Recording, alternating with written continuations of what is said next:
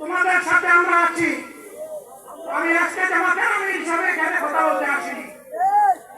আমি এসেছি বাংলাদেশের 18 কোটি মানুষের একজন হয়ে কথা বলতে।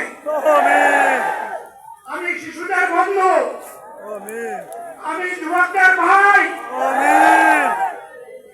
আমি বয়স্কদের সহযোদ্ধা, আমার বোনদের আমি ভাই। সুতরাং তাদের মুক্তির জন্যই আমি দায়িত্ব নিয়ে আজকে এখানে দাঁড়িয়েছিলাম। আল্লাহর ইচ্ছা শরীর আমাকে সাময়িকভাবে সহযোগিতা করে না, এটাও আল্লাহর ইচ্ছা। এখন আল্লাহ আমাকে কথা বলার সুযোগ দিচ্ছে।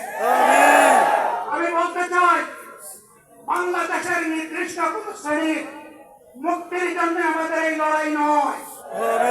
রাস্তার একজন পরিচ্ছন্নতা কর্মী, চা বাগানের একজন শ্রমিক, রক্ত পানি করে ঘাম জড়ানো আমার একজন রিক্সা চালক ভাই, মাঠে ময়দানে বাংলাদেশের মানুষের মুখে যারা এক মুঠো ভাত তুলে দিতে চায়, আমার সেই কৃষক বন্ধুটি, আমি তাদের হয়ে আজকে এখানে কথা বলতে এসেছি। আমি কোন অভিজাত শ্রেণীর হয়ে এখানে কথা বলতে আসিনি। আল্লাহ তাআলার অশেষ মেহেরবানি, আজীবন সকল রক্ত চক্ষুকে উপেক্ষা করেছে, যে জুলমের পরোয়া করি না। আমার আফসোস, 24 সালে জাতিকে মুক্তি দিতে গিয়ে যারা জীবন দিয়ে শহীদ হলো, আমি তাদের একজন হতে পারলাম না।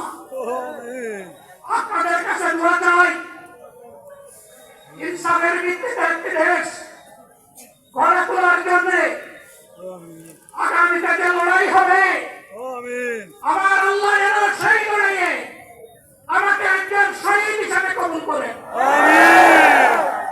সম্মানিত বন্ধুগণ, আমাদের প্রিয় শহীদ নেতৃবৃন্দ,